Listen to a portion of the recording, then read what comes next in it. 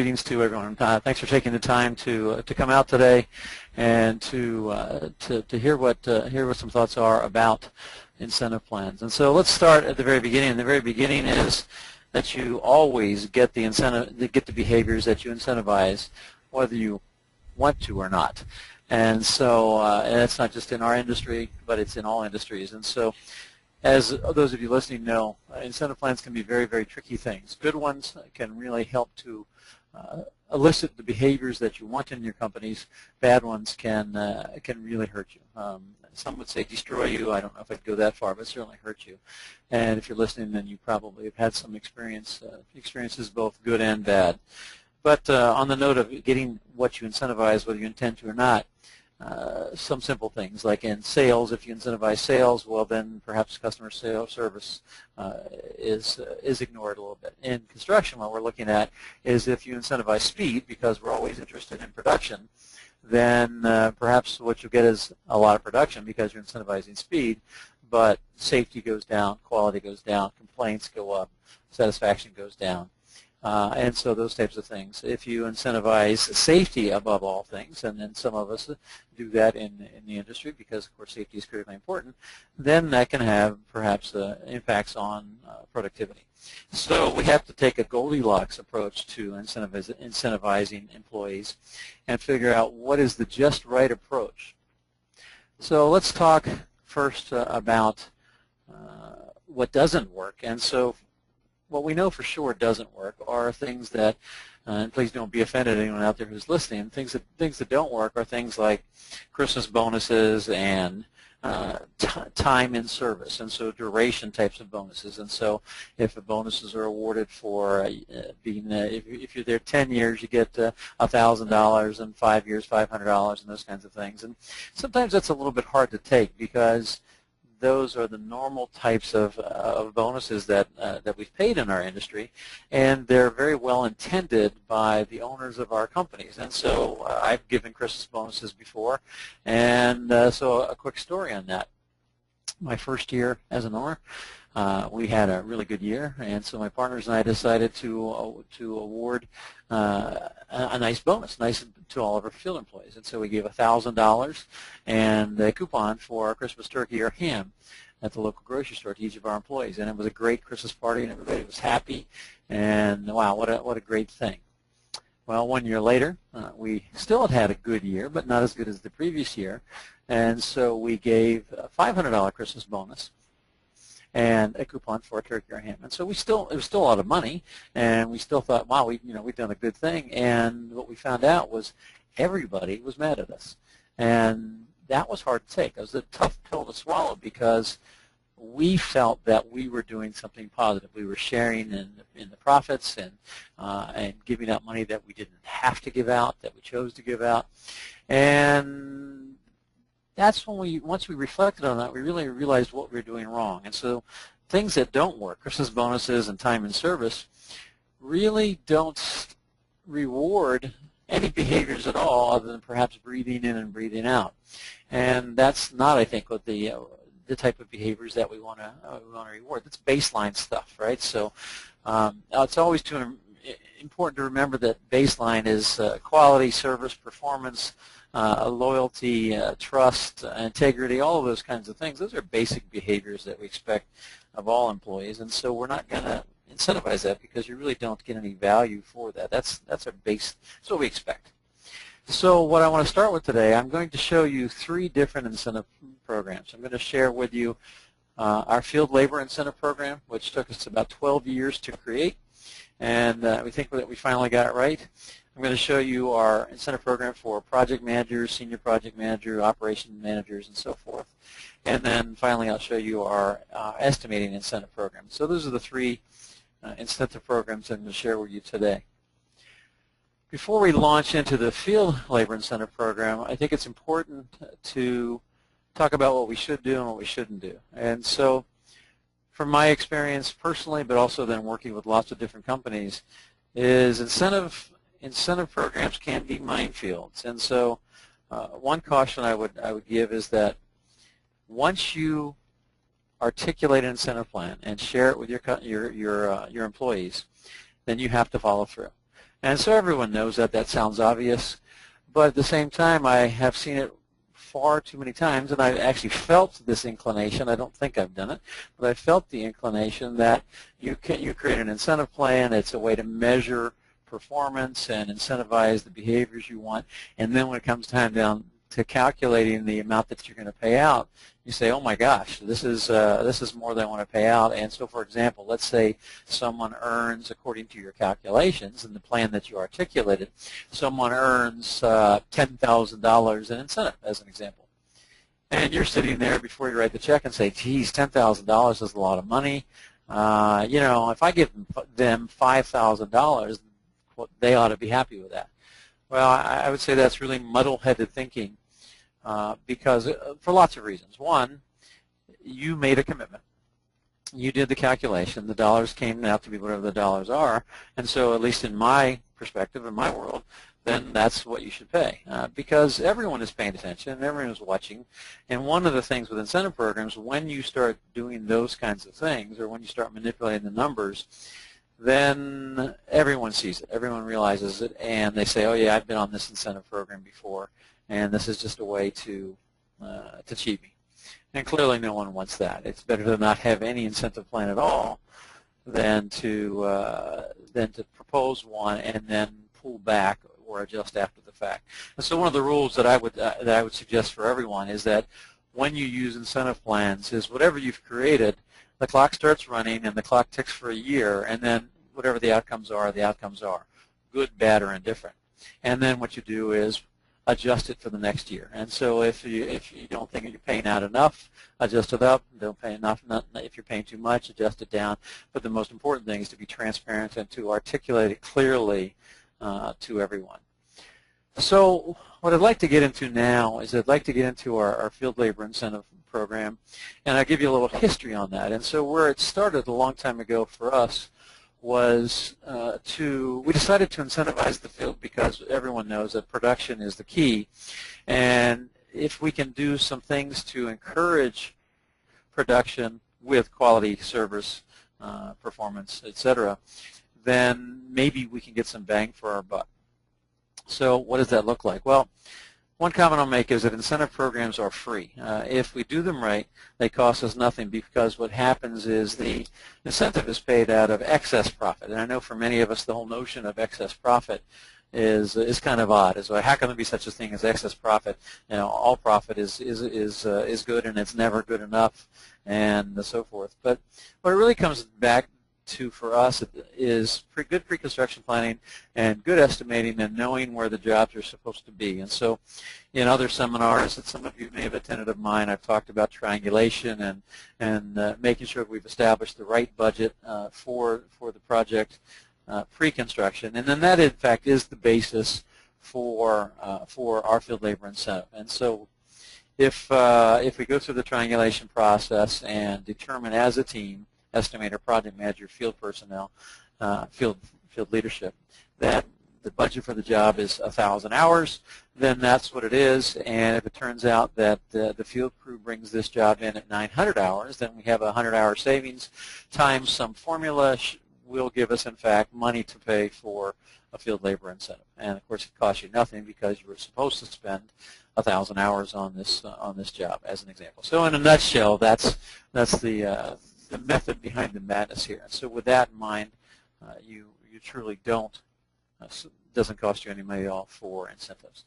All right, so what I'm going to launch into now is the presentation on the field labor incentive and how we do it and how to calculate it. So we'll jump into that now. All right, so the way I'll approach this is as if everyone listening was a new employee in my company, and so I think that's a good way to do it. And so you walk into the door, and the first thing that enters my mind with a new employee is I want that employee to want my job. I want that employee to want to be the president of the company someday, and I think that we all benefit if that's the way that we approach it. So we're transparent. We share financial information. Everyone knows what people make by job classification and so forth, and so there's no secrets. I'm a big fan of transparency, and I think that we get the behaviors that we want when we do that and we do it right. All right, so you walk in the door, and you're a field personnel. So this particular piece is just for field personnel. So, all right, folks, welcome to the company. And so I want to share with you how you can become an integral part of the workforce and can control your own destiny relative to your economic destiny. So certainly when we hired you, you've been hired at a certain wage rate or a certain classification. But I want to show you how, through your performance and your behaviors, you can, all on your own volition and all within your own control, add money to what you're getting paid on an hourly basis. So we'll call this our Quality Workforce Performance and Incentive Program. All right, so we have some goals. This is really important, so I'll kind of go away from giving the presentation to employees and talking to the people on the webinar instead, is that with the incentive program, there are lots of different behaviors that we want to get. And so I told you this program took us 12 years to come up with. We started off by first incentivizing foremen, and just foremen, and to beat the labor hours. And then we realized, well, that's not really fair because that doesn't do anything for the guys in the field. And what we found out is we had some foremen who were smarter than us, and some of them recognized that they needed to share the incentive with their guys. And so they started doing that either in the forms of cash or in jackets and team memorabilia and those kinds of things. And those are all good things, but it also then does create issues like tax problems and those kinds of things. So we realized that we had to change something there. We had other foremen who, as human beings, got a little bit greedy and said, okay, yes, I've earned this incentive, it's mine, it's all mine. And that sent the wrong message to the guys in the field, and then they didn't want to work for that guy. So we realized long ago that this needed to shift from being just a foreman field labor incentive program to all of the people in the field. And so that's what this program is everybody in the field is participatory in this program. And then I'll show you as we go along how they get their money out of the incentive program. And you'll find that it's not subjective at all. It's 100% objective, and that's critical. The second that you do anything in an incentive program that is subjective, you've destroyed your incentive program, and now you're just Santa Claus bestowing gifts on the little children, and that's exactly the wrong message to send. All right, so some program goals we have. Incentives are about culture, and so what cultural behaviors do we want to incentivize? All right, so first we want to develop a self-managed quality workforce team. So the guys out in the field, we want them to be motivated and have initiative to manage themselves, to be constantly doing the right things to represent our company and to increase productivity, quality, service, safety, etc. So let's come up with a program that will get them to manage themselves. Next, we want to provide opportunities in the environment for everybody in the company to be hugely successful, and both from an education standpoint, a longevity standpoint, so we want them to stay in the business and to stay healthy, and of course financial success. We want to create an incentive program that provides for education and training and encourages people to continuously learn throughout their career. So starting when you walk in the door, you go through the apprentice program, all the way through to, let's say you're a vice president or apprentice, vice president or president of the company. What are you learning? What is your continuous education plan? And so if we do a good incentive program, we should accomplish that. The next thing we want to accomplish with our good incentive program is to assure that company goals are communicated to all employees. And so we can have all the meetings that we want and say, okay, this is the goal of the company, this is what we're going to accomplish, and so forth. And those are good, and so we need some of those. But what we really want is a constant message to the people in the field saying, this is what we're all about, productivity, safety, performance, quality, and so forth. And so a good incentive program will have people constantly focusing on that. And then finally, we want to inspire each individual to achieve success through accountability to each other, and we found that that's critical. Now, it's obvious when you read it on the screen, but it wasn't so obvious to us along the way. Over the years, as we developed this program, we found that some years we had actually created incentive programs that pitted people against each other. Now clearly that's unintentional, but people became so focused on earning an incentive that was based on the jobs that they were working on that they did things like hoard tools and hoard people and not share information, and we learned the hard way that those were bad things. And so what we needed to do is we needed to create a program that encouraged individuals to be both accountable to each other but also to want to help each other, because all ships rise with the tide. And so we think that we have achieved that. We know that we've achieved that with this plan. All right, so some more goals for the plan. We want to help each employee in setting their own personal financial goals. That's important because people come to work every day, and one of the questions we have to answer for them is, why are we here? And so the obvious but bad answer is, well, you're here because you need a paycheck to pay your mortgage. Well, that's not very motivating. That doesn't stimulate positive behavior. That's again a baseline need. Instead, I want each individual thinking about, what are their personal financial goals for this year outside of just their simple existence. Do they want to buy a new house? Do they want to take a vacation to Europe? Do they want to go to the Yosemite? Do they want to get $30,000 into the bank for college, and those kinds of things? And so if we can help them to focus on setting their own personal financial goals, then I think we've got something.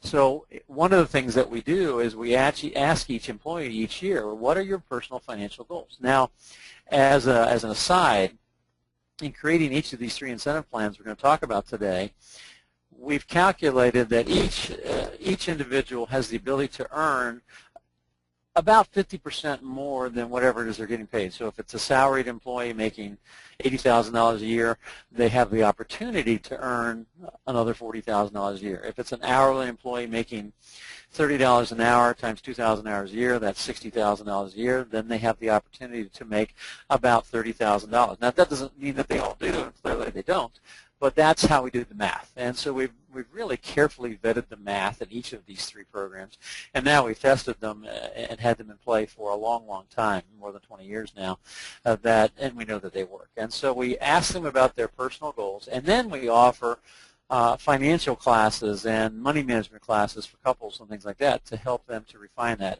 And if you can imagine the impact of that, because many of you, all of us, have employees, especially perhaps at the field level, that have garnishment, on their wages for second families and child care and taxes and bills and all kinds of things. And so anything we can do to help them become better personal financial managers helps them to free up their minds so that they can focus on what it is they're supposed to be doing during the day and not worrying whether the bill collector is going to call at night during dinner or there's going to be a piece of registered mail at their house, those kinds of things. All right, so another goal, empower employees with responsibility and authority to meet company goals. Just like you, I don't want to have to constantly be telling people what they need to do. I want to send the message with a plan that they have the responsibility and the authority, and they have all the authority that they've already been given. They need to move forward, make good decisions so that we can meet our goals. And then finally, it is all about measurement. And so no bonuses, nothing that's not calculated. Everything is driven by performance and by metrics. And so we have to have a system of measurement for monitoring performance of the individual and the entire work team. So again, no subjective evaluation or incentives. And then finally, pay out money for achieving goals for individuals in the entire workforce. And so what we want to do is, of course, all of this is intended to stimulate increased profitability and then share in some of that increased profitability. So where does this money come from? Well, it's certainly sharing in company savings. Other opportunities, though, for the employees are enhancing their knowledge through education and teamwork. So all ships rise with the tide. We want everybody to have great advancement potential. So like I said earlier, you want to be able to walk through the door, come in as a helper or a first-year apprentice or what have you, and then someday be the president of the company. We want everybody to improve their standard of living if that's what they want, and most human beings do. We want everybody to be able to be in this business for as long as they want to be in this business. Now, again, we're talking about the field, and we all know what the average age of the plumber, sheet metal worker, pipe fitter is today, and it's very high. And so we know that people are going to be working longer, and so we want them to stay healthy, and we want to motivate them and incentivize them to do that. And then we want you to stay forever. We want an attrition rate that is zero. So we want people to stay with the company and be with us 20, 30 years from now. All right, so where does the money come from? Well, clearly there's ways that we can improve our performance in the company. One is by education, constantly education. Another improvement area is attendance. We don't want people to miss work. We want to try to control that. We don't want people to not call in, etc. Safety, and clearly we know that if we become more safe, our mod rate goes down. If our mod rate goes down, our profit goes up. Workforce productivity. What I like to say here is we just want to get 1% better, and so we don't, of course we'd love to save an hour in field labor per man per day, but that's not the goal. The goal is just 1% more in productivity, and we know what that'll do to profit. The next area here I call managing production, and that's what I call that creating super foremen. And so what we want to do is we want to create a program, an incentive program that encourages people to want to become that lead guy or to become that foreman. And so if we have a good plan, they will want to do that and will incentivize that behavior. And then finally, materials management is how can we have less loss, less theft, less error, less over-ordering, and all those kinds of things. And with a good incentive plan, we can accomplish that. Next is tool control. Same kind of idea is how can we buy Goldilocks, the right amount of tools, and not more tools than we need or less tools than we need, not to have beat-up tools, but also not to have gang boxes and yards and things full of new tools and new trucks and new vehicles. And so what's the just right approach, and how can we get the field to help us to control that process? And finally, there's a category I have here called special recognition, and like I said, we don't want anything to be subjective.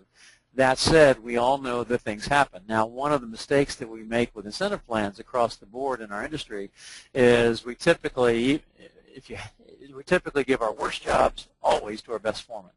And we all know that we do that. Why do we do that? Because we're hoping that our best foreman will pull this job out. And we found that to be a problem in the early years of our developing field labor incentive programs, because when you give your worst jobs to your best foreman, which is the natural instinct, then you almost make it impossible for them to earn any incentive under the way that we used to do incentive programs. Now, a couple of notes on that. One is, as an industry, we need to stop doing that. Is that what we need to do is we need to grow our whole covey of foremen and to give not necessarily the best foreman some of those tough jobs too, so that they can grow. But we'll talk more about how the special recognition works here in a minute. All right, so improving performance through teamwork. Well, teamwork is really important, and so including employees in the discussion about incentive programs, and also in making the company better and addressing issues in the company instead of top-down. Now we take a more horizontal approach to looking at solving problems in the company. And so this doesn't matter whether you're a big company or a small company. There are people in your company, and there's people out in the field, so it doesn't matter whether you have 6 guys in the field or 600 guys in the field. We can still do that. And so what we do is we put field workers together, and we put them in teams. We allow them to self-assemble the teams based on the topic area that they're interested in, and say, look, we're having these challenges or these issues in the company, so we want you guys to work on that and come to us with some solutions on solving the problems, but also improving work processes. And so by work processes, what I mean is, let's say our small copper production is X, and we would like to see that small copper production realistically improved by 5%. So what we might do is give that to a team of field employees and say, okay, over the next year, you guys meet 4 times a year or once a month or whatever you decide to meet, and let's look at tools, materials, equipment, work processes, standard operating procedures, and let's figure out how other people perhaps are doing small copper productivity better, or whether we can do more prefab or what have you, and what can we do to increase our field labor productivity in small copper, just one thing. And so they become essentially a skunk works or a work team who does this. Now, they don't do this during working hours. They do it outside of working hours, and I'll show you how that all works here in a second too.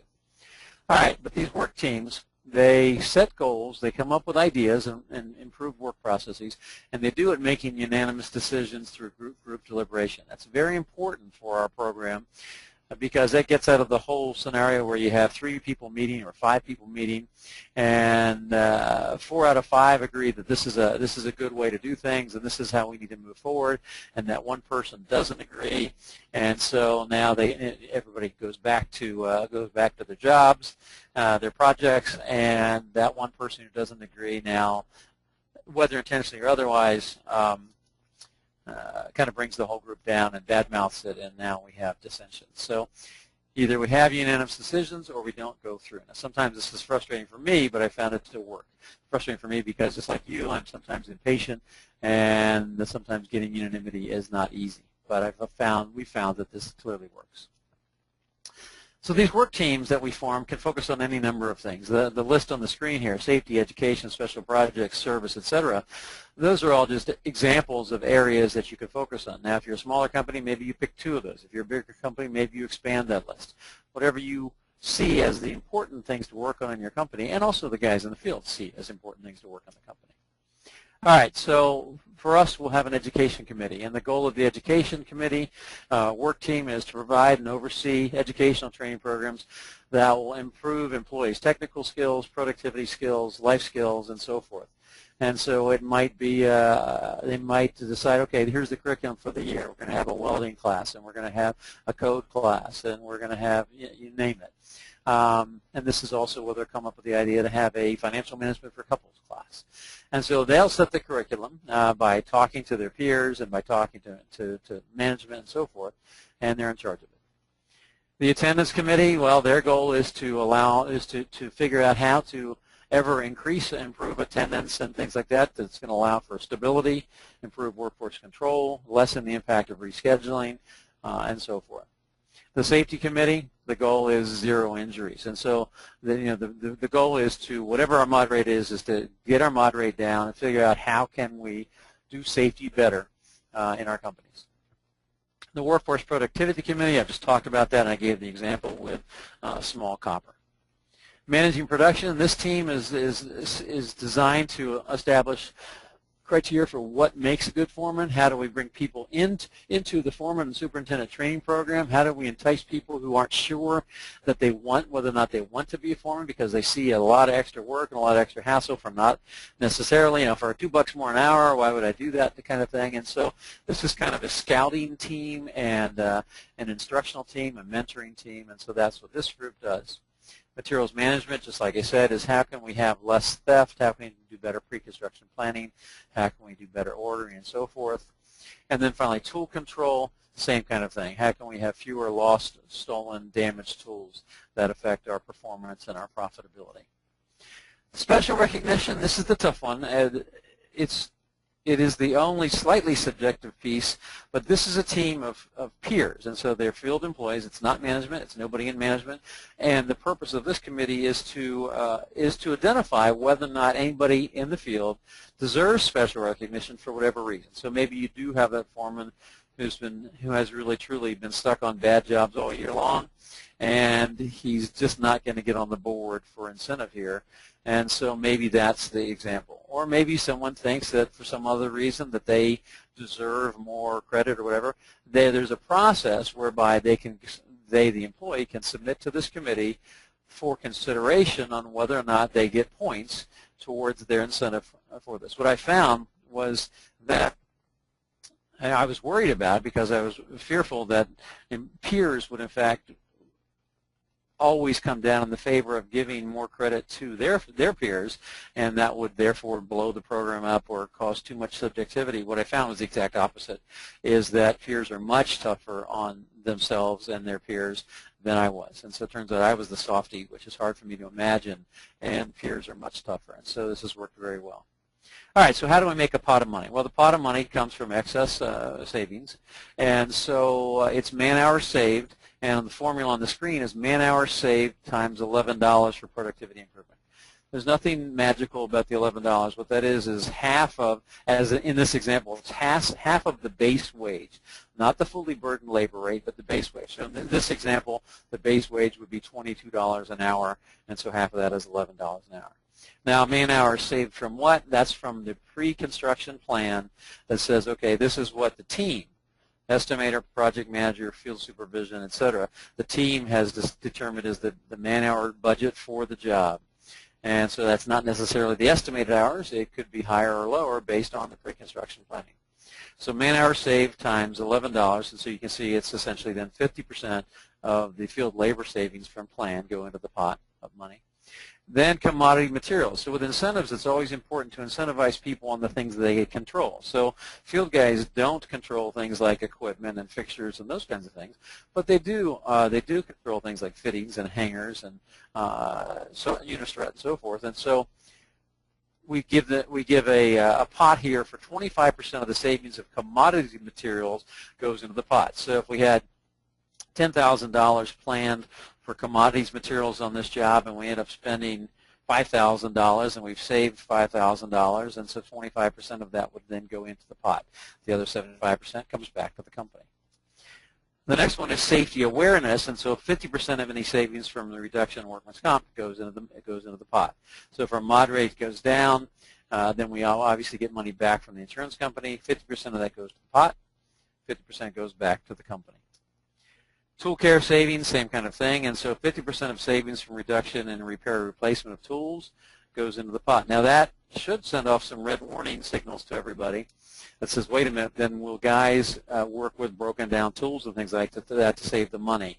And the answer is definitely not, because they're all smart enough to know that the real kicker in this program is in the man-hour savings, and tool care savings is an ancillary savings. So they won't work with poor tools to get that savings, and that's been our experience. But this is just meant to be more mindful of tools. And so if I had a budget last year, let's say I bought $100,000 in tools last year and I did $5 million worth of work, just some crazy number like that. Next year, if I do $5 million worth of work and I spend $80,000 in tools, then that would be a savings of $20,000, and $10,000 would go back to that. It would go into the pot, and then $10,000 back to the company. And so this pot, that's how the pot is created. This pot is created from projects closed during the program year. And so all of this is based on closed projects, and so not open jobs.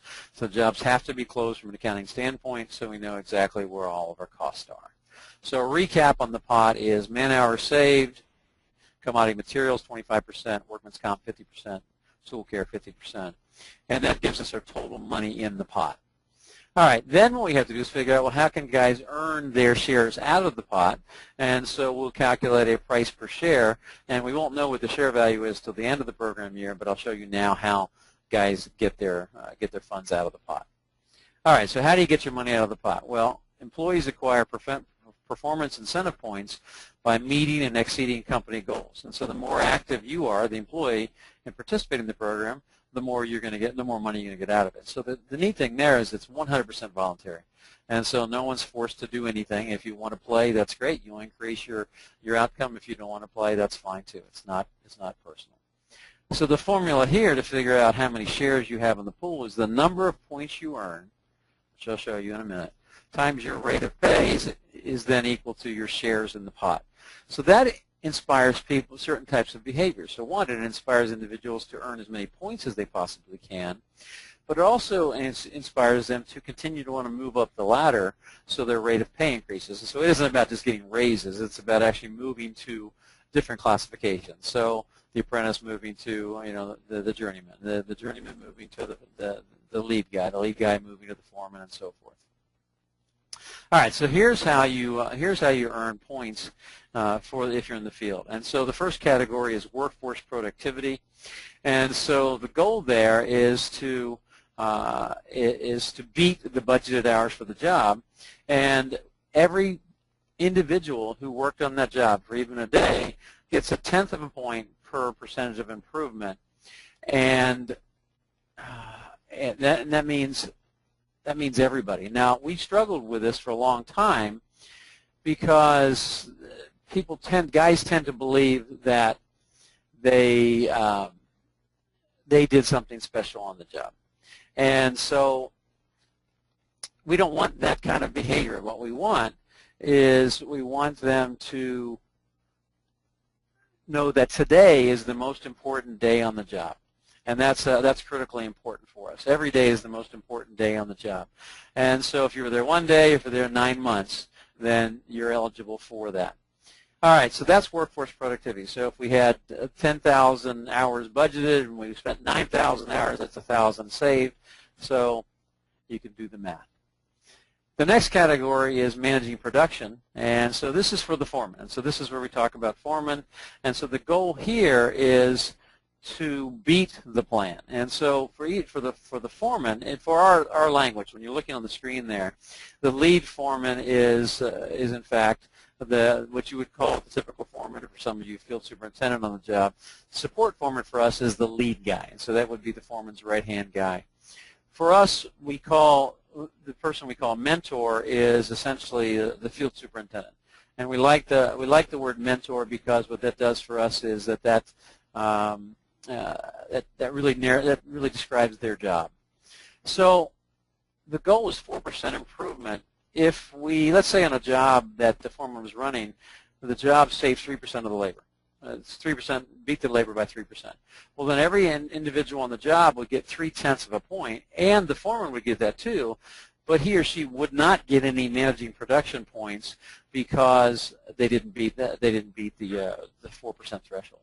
Now, if on the other hand the job beat it by 5%, then everybody on the job would get 0.5 of a point, or half a point, and the foreman would, but then he or she would also get then 5/4 because they get 1/4 point per percentage. The lead guy, the right-hand guy, then would also then get 1/8 of a point as well. The mentor, so the superintendent would get 1/8 of a point per percentage of company average. And so that's how the foreman managing production piece works. All right, on the materials management side, you get the foreman gets 1/4 of a point per percentage saved of all the materials, on the commodity materials, and then the lead guy gets 1/8 of a point. On tool management, there aren't any points earned. It's just a reduction in costs, and that money goes into the pot. Now, an important part of this program is the process improvement teams and working on these process improvement teams. Again, none of this is required. It's all voluntary, and these teams don't meet during company hours. And so what they do is they meet before work, they meet after work, and they can meet wherever they want to meet because, remember, this is self-driven. That's what we want. So we want behaviors where they choose when to meet.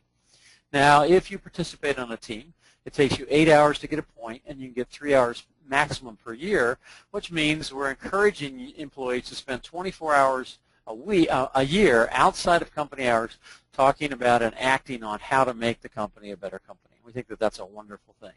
Again, you don't have to participate on these at all. You don't get paid for these. Now, sometimes the question comes up is, well, are there problems with the NLRB and those kinds of things? And the answer is no. Because in essence, we're not asking anyone to work, and people are getting paid. They're getting paid through the incentive program. Each of these committees, each of these teams has a facilitator, and it takes 12 hours to get a point there. And so if you pay attention there to the way the points work out, is what that's really doing is that's also growing leaders. Because if each committee meets for about 24 hours a year, then then you're going to take turns leading those, because after you've earned your point, after you've earned your 12 hours, then someone else steps up, and that's exactly as it's designed. So somebody else runs that committee. Now, these teams keep minutes, have action items, have goals, and that's all forwarded through the company and disseminated so everyone knows what each of these teams are doing. Safety, if you attend the safety training, it takes 8 hours to get a point, and you get 2 points max. And so what that encourages people to do, of course, is to go to 16 hours of safety training outside of work every year. And we think that's a good thing. Continuing on the points is we insist that everyone goes through the apprentice program and finishes it. And so if you maintain an A average, you get a point. If you don't miss more than 4 hours a year, you get a point. On education, we don't insist, but we encourage everyone to do as much training as they would like. And so that takes 12 hours to get a point, and you can get 3 points max. So do the math. That's 36 hours a year of training. we encourage you to get involved in your apprentice programs. And so we want the field guys to learn to become experts and to train and come back and teach, and so you can see they can earn up to 2 points a year there. If you want to run the whole education program for the year, you can get a point doing that. And then we have something we call mentor instructors, which are, just like it sounds, experts. And so maybe a welding expert or a code expert or a design expert, what have you. And so as you gain expertise, then you can earn more points. And so as you can see, all of us encourage people to continuously improve. On the attendance piece, you can earn points there. If you don't have more than 6 days, non-vacation days off of work a year, you can get up to a point. And then finally we come to special recognition, and so some of the key areas for us is the recruit of the year. So if you encourage the most people to come over and join us over the course of the year, you can get up to a point there. If you have perfect attendance, just like it says, you can get up to a point. And then the only subjective piece, which is this outstanding performance piece, is that you could earn up to 2 points in outstanding performance. And I've already described that, is that it's very difficult to get those points, and it's a committee of peers that will say, okay, yes, Joe earned a half a point this year because of this, that, or the other thing. Our experience, my experience is that that is almost never used, and it's very difficult to earn those points. And I think that that's appropriate. So the moral of the story, we've got some more rules here, but the moral of the story is the greater the improvement of each individual's performance, the larger the pot of money becomes, which increases then the monetary potential for everybody on the team. All right, so incentive programs are always driven by feedback, and so if you don't give regular feedback, you're not going to get the behavior that you incentivize. And so it's about reports. And so we give out quarterly reports, and the report is two-sided. On one side, it has each individual, it has the individual's points, how many points they've earned so far during the year, and how they got it. So what meetings did they attend and so forth, and how their jobs are doing and so forth. And then on the back it shows all of the jobs and how those jobs are contributing to the pot. And that's really important because I said earlier it's about encouraging people to work together. And so what they'll do is, one, they'll watch their own points like a hawk, which is important. But then two, they'll also look to see how other jobs are going. And what we found is a wonderful thing is that when they flip it over and they see that somebody else's job isn't performing like it should, instead of it being a negative, they'll say, hey, what can I do to help? Can I swap out, let me send, I've got so-and-so, and they are just expert at setting fixtures, as an example, or what have you, and that's the phase you're in. Let me give you that guy, and why don't you send me Larry, and we'll swap. Because they know that by doing that, that enhances the chance for that other job to perform, which then enhances the entire pot of money.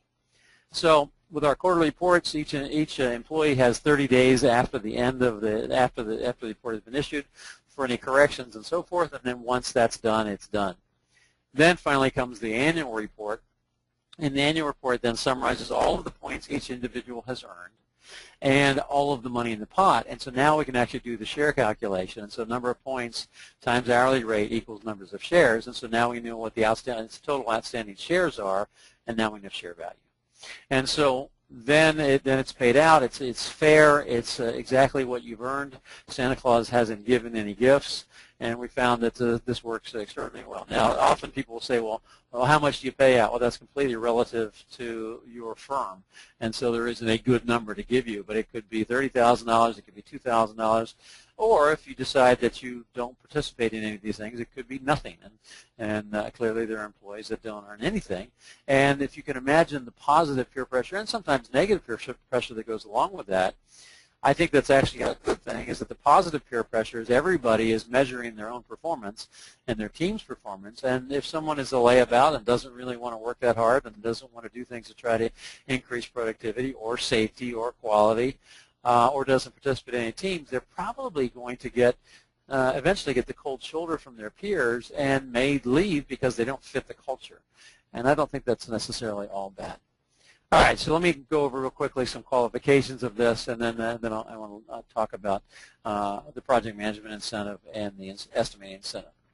All right, so I'll talk about program year. So while we don't give Christmas bonuses, we still understand this is that time of year is when people really welcome and appreciate additional funds. And so our program year is November 1st through October 31st, and then that allows us to pay the incentives no later than December 15th of that year. So now people do, in fact, get it sometime before the holiday season. Eligibility is that this is for all hourly field employees, and so there are two exceptions. One, if you're laid off for lack of work during the program year, you're still in the plan, and it's just prorated. And so if you're no longer with us and you get laid off for lack of work, we'll send you a check. And think about what that does in your marketplace, what message it sends to field workers in the marketplaces. Geez, I'm not even working for them right now because I'm laid off, but I'm still getting a check from them. We think that's powerful. The second exception is if you self-terminate, so you quit, or you're terminated for cause, then you're not eligible to receive any monetary incentive, and so you're out of the plan. Administration of the program, some of you might be thinking, wow, this could be complicated to administer. We found that it really wasn't. We just hired Grandpa. We hired a retired CPA. He works 1 day a week, keeps track of all the points, and does the statements and all those kinds of things. And we actually pay for that out of the company. We don't pay for that out of the plan. You could do it either way.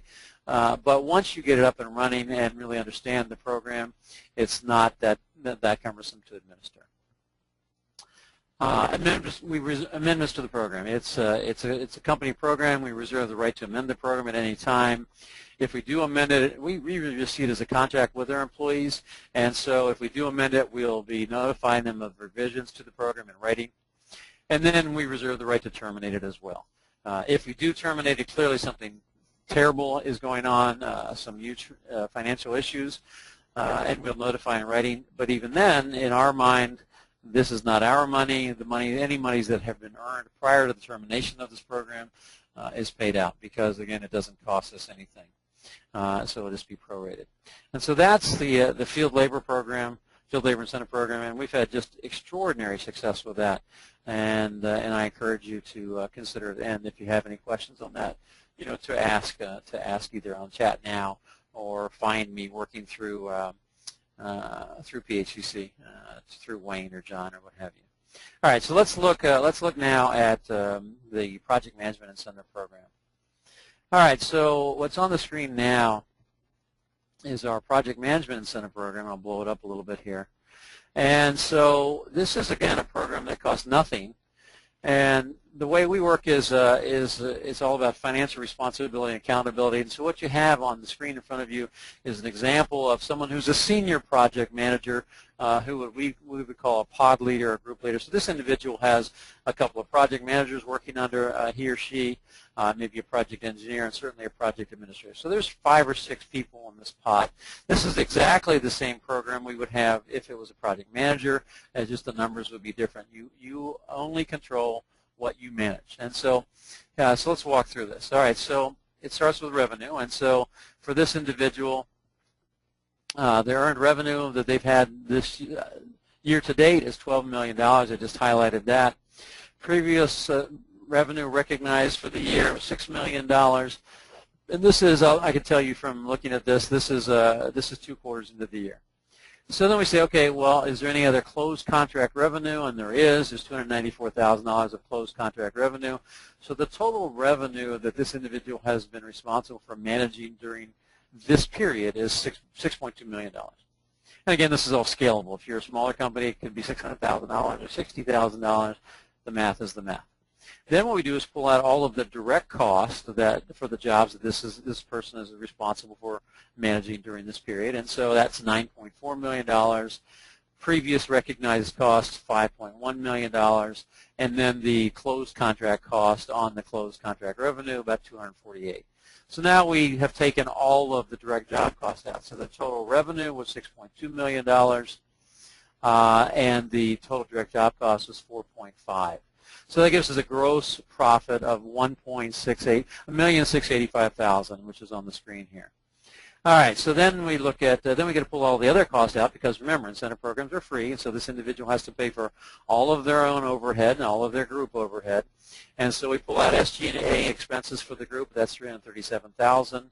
We pay any incentives that have been paid or calculated. Those also get taken out. Any field incentives in this period, there aren't any field incentives paid yet because it's not the end of the year yet.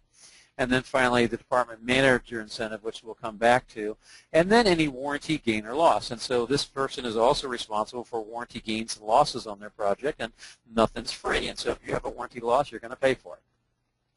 So in this period, those total indirect costs come up to $579,000, and so now we can directly attribute what their department level net profit is. And so for this individual, for this statement, it's $1.1 million. All right, but they haven't finished paying for everything yet. They still have to pay for a portion of the corporate overhead. And so in this example, their share of the corporate overhead for the period is $168,000. How do we allocate that? We allocate it on a dollar-by-dollar basis. And so if it's a different division in the company or a group or even a service truck, is they get their piece of the company overhead dollar for dollar. All right, so that was 168. So now we can actually say, we can identify exactly what part of our net profit is attributable to this individual's performance. And so in this example, this is a very high performer, and so $937,000 of net profit is attributed to them. All right, so in order to calculate incentive, it's got to be, well, okay, so that's just a dollar number. How does that look against the industry? Well, when we do the math, we come up with a calculation that says that's a 24.85% net profit, and that's true net profit, right? All of our overhead is out, corporate overhead, group overhead is out, so that's a 25% net profit. That's, of course, phenomenal. Everyone knows that. And so now we have an incentive factor. So if you look over on the right of the screen, you can see how we calculate what to pay this project manager. So if their net profit contribution is less than zero, we have a negative incentive, and so they actually can lose money, and so that just draws against future incentives. If they earn 0 to 2% net profit, then they don't get any incentive because industry average net profit is 2 to 3%. If it's 2 to 5%, the factor is 7.5%, and you can read the rest of it. And so during this period, we had, if it was over 15%, we were at 20% factor. Now we revised that to 15%, but it's 20% in this calculation. So now we just take their total net contribution of $937,000, multiply it by their incentive factor, which is 20%, and that means that this manager in this period has earned $187,000 in incentive. Now, some of you might be thinking, wow, that's a lot of incentive. Well, if you're an owner and you're listening to this webinar, you know that if you have somebody who's managing $12 million worth of work and they're making you 25% net profit, that's extraordinary performance. And if you don't pay them $187,000, you're nuts. Now, I'm going to temper that because we also want to have an incentive program that encourages people to do things like collect money and those kinds of things. And so a couple of other factors as I scroll down the screen here. One, any incentives that have already paid this year clearly get backed out of that. And so this individual had been paid $50,000 earlier in the year, so the previous quarter. And so the incentive account balance for this period is $137,000. All right. We calculate managers' incentives based on open jobs. That's all jobs, including closed and open jobs. So we have to hedge the bet a little bit, and so we hold 0.3% of open jobs direct cost back.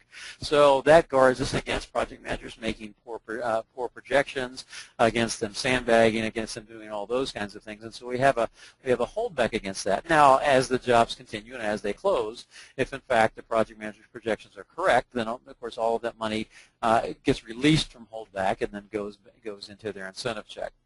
We also have an accounts receivable holdback on closed jobs, and this is we look at the old money. So anything between 30 and 60 has this factor on it, between 60 and 90 has this factor, and you get the idea.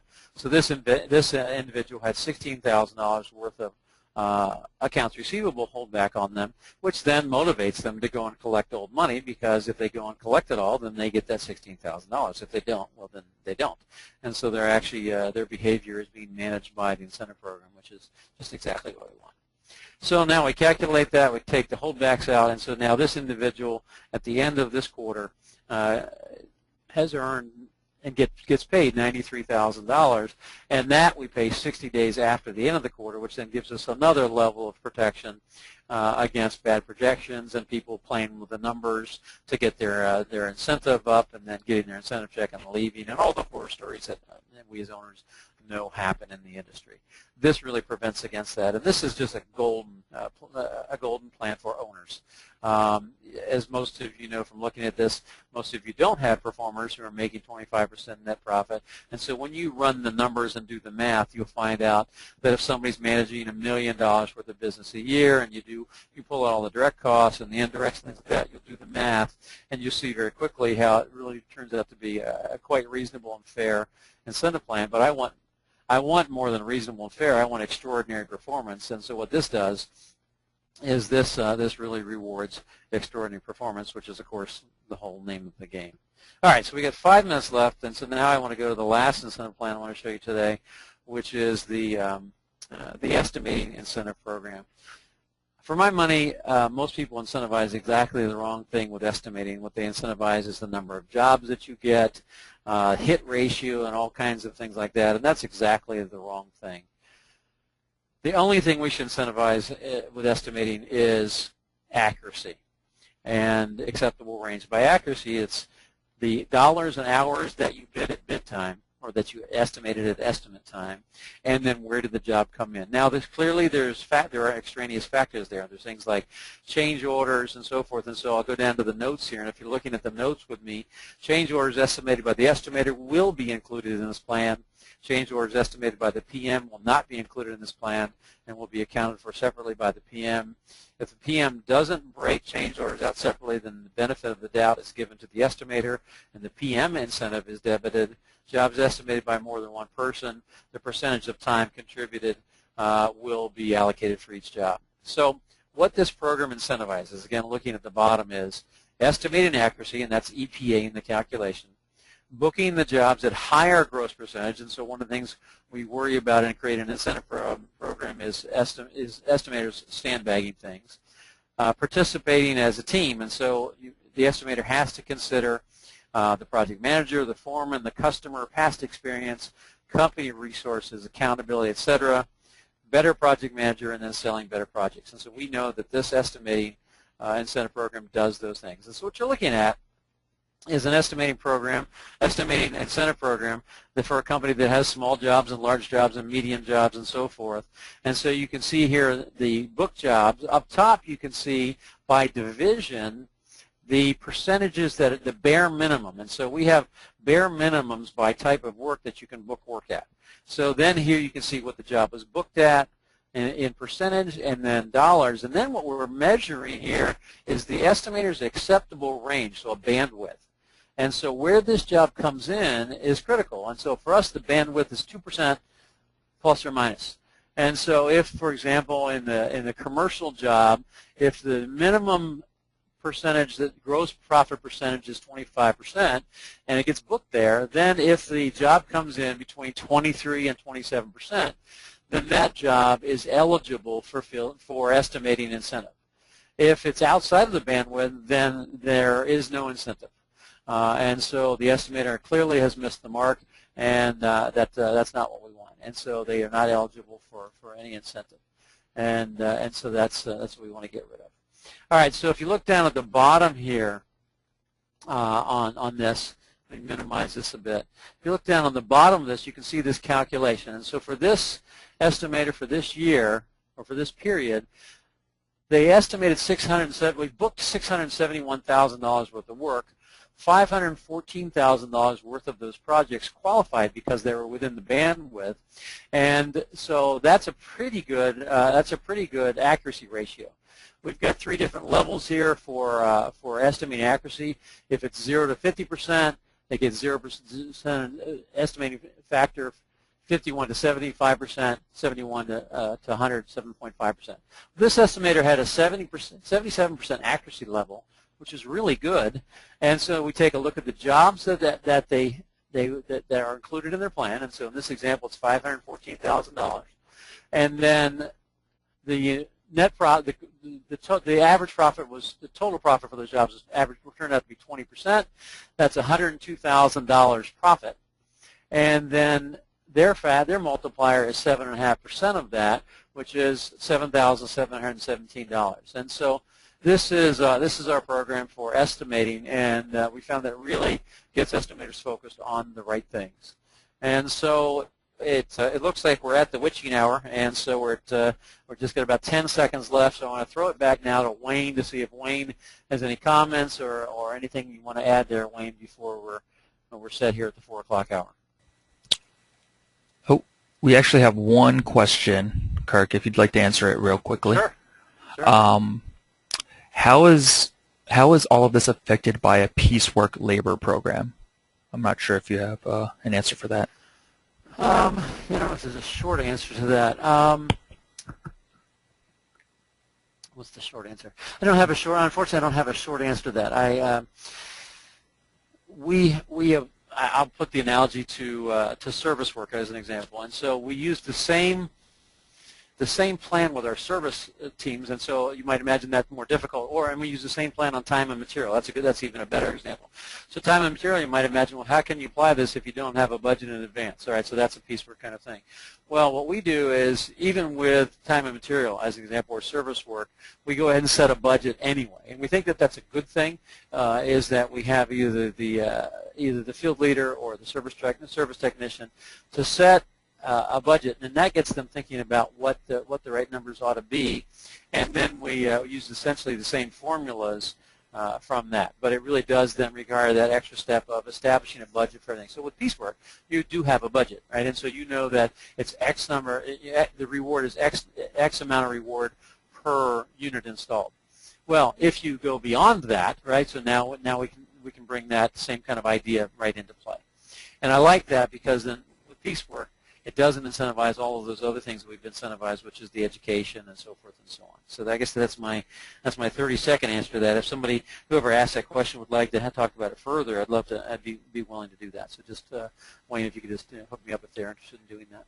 Yep, no problem. And just a real yes or no question real quick. Can you do this for service only? And also, do you include accounting staff and et cetera in the incentive plan? We to both questions, yes.